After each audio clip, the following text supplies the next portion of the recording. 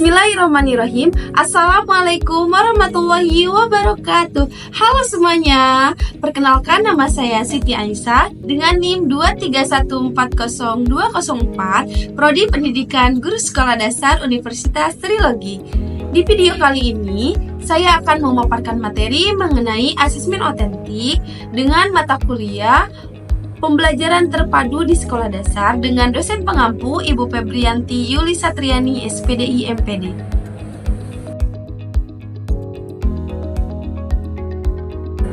Asesmen otentik adalah bentuk penilaian yang menilai kompetensi peserta didik melalui tugas-tugas yang mencerminkan situasi dunia nyata.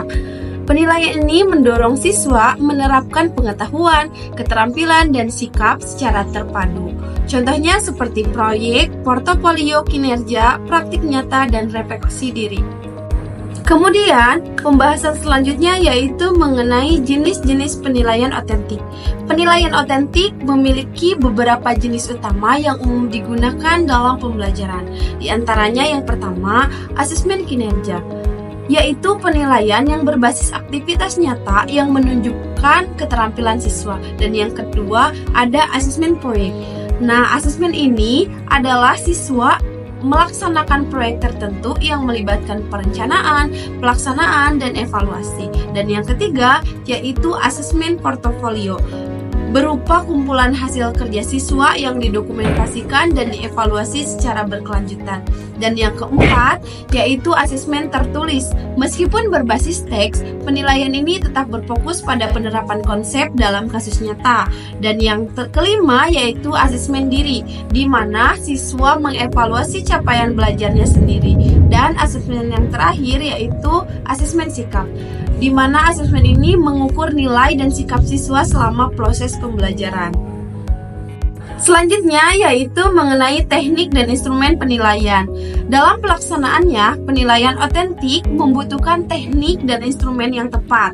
Teknik ini meliputi yang pertama, penilaian kompetensi sikap, di mana ini bisa dilakukan melalui observasi, jurnal, atau catatan sikap selama proses belajar. Yang kedua, penilaian kompetensi pengetahuan.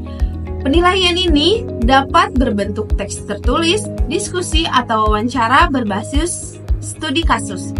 Dan yang ketiga yaitu penilaian kompetensi keterampilan, di mana penilaian ini meliputi demonstrasi, praktik, simulasi, dan proyek nyata.